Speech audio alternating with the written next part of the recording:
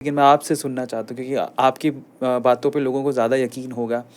उनको supreme God क्यों कहते हैं? कहते हैं भगवानों के भगवान है, मतलब आप उनसे बड़ा कोई भगवान है ही नहीं, ऐसा क्यों? क्योंकि वो सब रसों को अपने में समा के प्रकट हुए। जैसे जी। राम जी है, राम जी मर्यादा में ही रहेंगे। राम जी की अपनी बहुत सारी मर्यादा कहते राम जी जब चलते थे तो एक हाथ के बराबर इतनी ही नज़र रखते थे, उससे आगे नहीं लेकर के जाते थे। भगवान नरसिंह जब पैदा हुए तो वो एकदम क्रोध रूप में आए। वामन जब आए तो कुछ समय के लिए आए, दान लेने आए, लेकर के चले गए। पर कृष्ण जब आए तो वो सब रंगों को साथ लेकर के आए। जब उनको गंभीर होना है, सीरियस होना है, तो वो कुरुक्षेत्र की भूमि में एकदम सीरियस हो गए। युद्ध लड़ना है तो साम दाम दंड भेद अपनी रणनीति बनाई और उसको पूरी सीरियसनेस के साथ निभाया। लेकिन वहीं जब कृष्ण ब्रज में है तो कहाँ उनमें सीरियसनेस दिखती है? मस्ती है, मौज है, आनंद है, खुशी है, नाचना है, गाना है। तो हर एक, इसलिए भगवान कृष्ण को 64 कलाओं का अवतार कहा जाता है। सबसे ज़्यादा, जैसे भगवान में अलग अलग कलाएं होती है, तो भगवान कृष्ण में सबसे ज़्यादा 64 कलाएं मानी जाती है।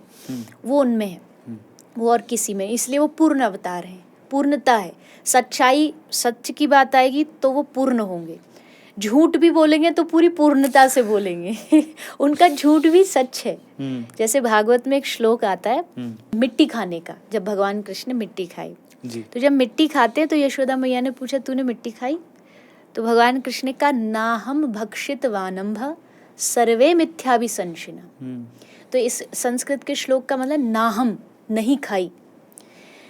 अब किसी ने कहा ये तो झूठ बोल दिया कृष्ण ने, लेकिन फिर शास्त्रकारों ने कहा अब हम दिखाते कैसे उन्होंने झूठ में भी सच बोला।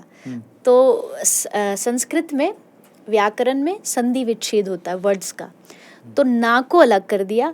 ना अहम भक्षित वानम्भ, मतलब ना मैंने ही मिट्टी खाई। उसका अगर हिंदी ट्रांसलेशन अगर एक भजन से करूँ तो एक भजन सबने सुना होगा, मैया मोरी मैं नहीं माखन खायो। बट उसमें कृष्ण क्या कह रहे हैं? एक तो कह रहे हैं मैं नहीं माखन खायो, एक कह रहे हैं मैया मोरी मैं नहीं माखन खायो। तो वही संस्कृत में है, ना हम भक्षित और ना अहम भक्षितवान, मैंने ही खाई है। तो इसका मतलब कृष्ण के झूठ में भी सच है, क्योंकि कृष्ण है सत्यम परम धीमहि सच्चिदानंद रूपाय। कृष्ण के 3 गुण हैं, सत, चिद, आनंद। ये 3 मेन क्वालिटी हैं श्री कृष्ण की। वो सत्य हैं, वो चैतन्य रूप हैं और वो आनंद रूप हैं। ये भगवान के गुण। पहला ही गुण है सत्य। तो सत्य कभी झूठ बोल ही नहीं सकता। अगर वो झूठ भी बोल रहा है तो उसके झूठ में भी सत्य छुपा हुआ है।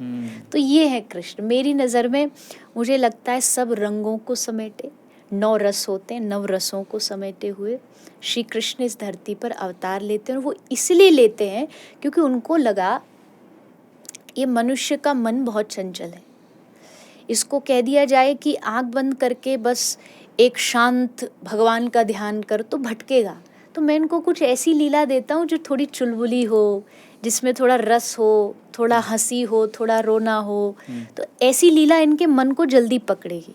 तब भगवान कृष्ण इस पूर्ण अवतार के रूप में आए। महावीर आए, बुद्ध आए, लेकिन उनके एक एक गुण हैं कि बुद्ध इसी रूप में बैठे रहेंगे। पर कृष्ण के सब गुण हैं। वो ध्यान भी करते हैं तो वो नटखट लीलाएं भी करते हैं। यही कारण है कि भगवान श्री कृष्ण को पूर्ण अवतार भी कहते हैं और सब अवतारों में सबसे उच्च जो दर्जा है वो मिला है।